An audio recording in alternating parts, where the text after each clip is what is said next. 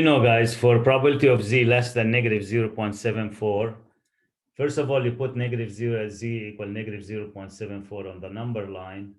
And less than, it's an area to the left, this area.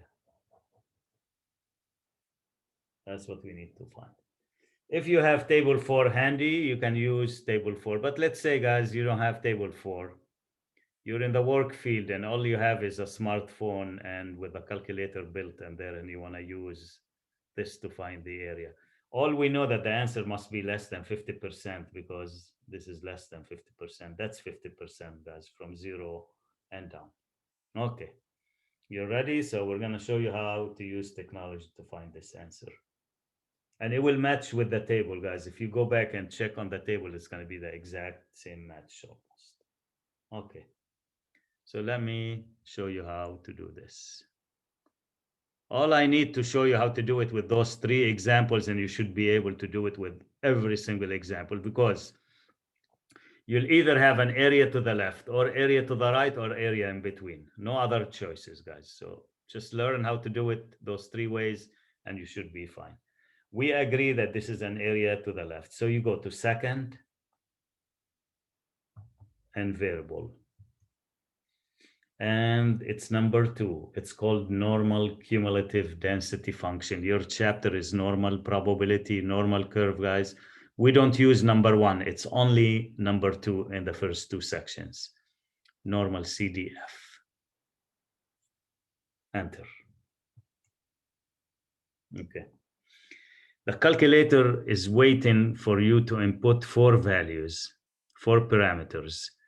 The first one is called the lower bound. The second one is called an upper bound. The third one is called the mean, which is already the calculator by default to put 0, 1. It thinks that we'll be using z, and we are, so there's 0 and 1. You don't touch those for now. All I need, guys, to tell the calculator what's the border, what's the bound of my area from the left, and what's the bound of my area from the right. In other words, how far does this shaded region extend to the left and how far does it extend to the right? For the right, guys, do you agree with me that it ends at what? Negative what? 0.74. Does this make sense? But there is a wall to the right. And what is the name of this wall here? It's negative 0.74. So if you like, I can put negative 0.74 here. Remember to use the proper negative sign, 0.74. Okay. Can someone, oops, sorry. Negative 0.74, and then I'm going to go up. What do you think the lower bound here, guys, is? Is there a lower bound? Does this stop? No. It doesn't stop. So it goes indefinitely this way toward the negative. What would be that number is? Have you heard about it before? When the number continues, just forever from either side. Infinity. Infinity. It's called infinity, but the calculator doesn't take infinity here. So we have to put a number. And since it's a negative, guys, you just put the negative sign to begin with. And can you think of something very, very large, but from the negative sign? Give me a number, guys. 9. Negative 9? Yeah, like 9999. Oh, yeah. Okay, look, we're going to make it better. Just put 1 with 6 zeros, 5 zeros, 7 zeros, as much as you want. Put 1 million. I tell my students always in the statistics class, put negative 1 million here. There you go. So now we have a negative 1 million for the lower bound. Look, guys, here's a hint. When you're doing a less than, you always have to start with a negative 1 million. Then your upper bound will be this value of z right here. So a left wall and a right wall. There is a right wall, guys, which is the upper bound, but there is no left wall. That's why they said that it doesn't touch. It extends indefinitely. And then 0, 1, and let's see what the answer is. Paste. Now, if you guys have an older calculator, it's going to say normal CDF and open parentheses for you. You will have to enter those 4 values, -1,000,000, comma, -0.74, comma, 0, comma, 1, and press enter. And what is the area here? It's 0.2296.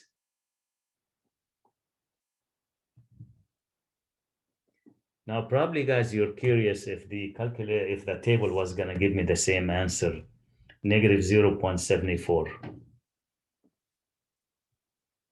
Watch. This is a -0.7, and let's look at the 4 right here. Can you read the answer, guys? It's 2.2296, an exact match to 4 decimal places. It's exactly the same thing. You know, my students, when we were in class, would ask me why we're using tables if technology was available, and why the book still uses table. The reason is, guys, when the technology was not, this kind of technology that you're using now was not available, you know, at that time the tables were created. Now the technology can handle the tables, so that's why we don't use as much, you know, the tables, because the technology can take care of it.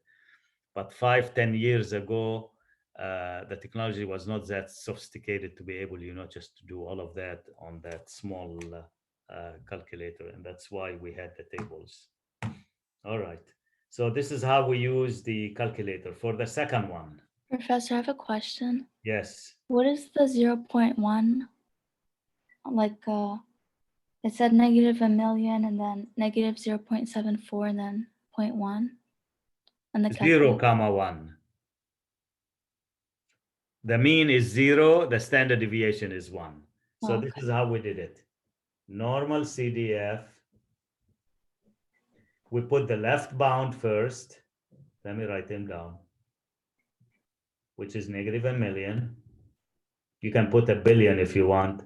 Upper bound, which is the -0.74. Mean is 0. Standard deviation is 1.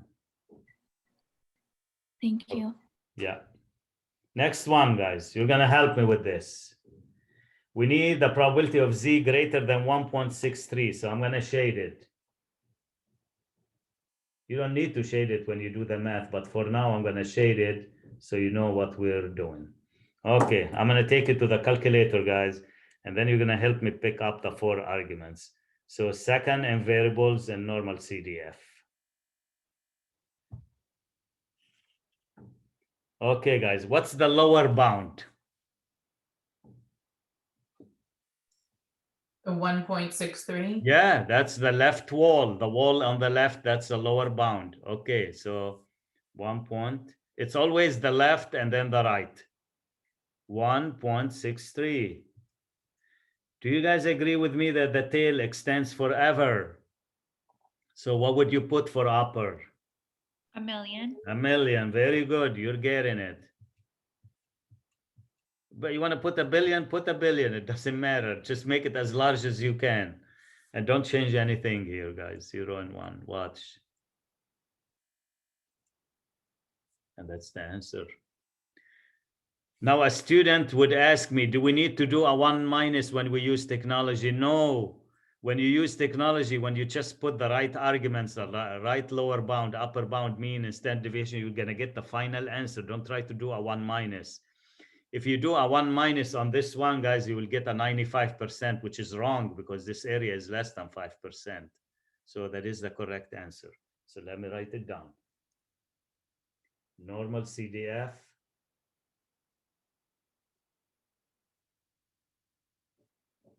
Lower bound, which is 1.63. Upper bound, which is 1,000,000. Even 1,000 will do it because that's a Z-score. Mean is a 0. Standard deviation is always a 1. Don't mix them. It's 0, 1, not 1, 0. And that should give you the answer 0.0516 to 4 decimal places. Actually, now we're going to come to the easier one than either one of them, the ones before. Z between negative 0.33 and 1.47. It will be this area, guys. Just shade the two areas.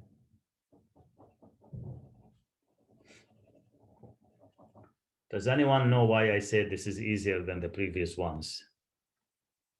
Because it already gives you the lower and upper level. Excellent, very good thinking, because it already give you the upper and lower.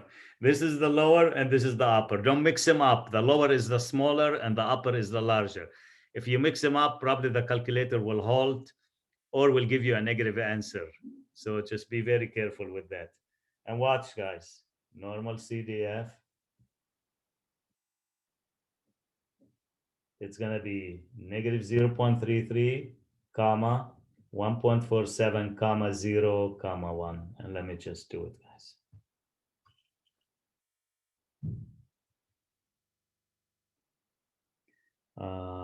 Let's see, second, distribute, normal CDF. Okay, negative 0.33.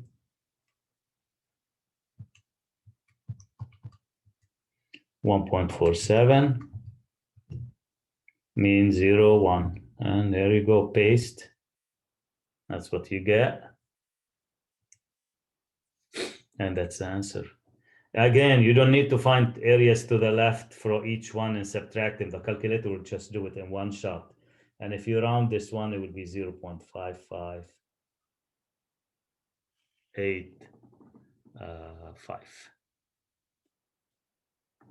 Any questions, guys?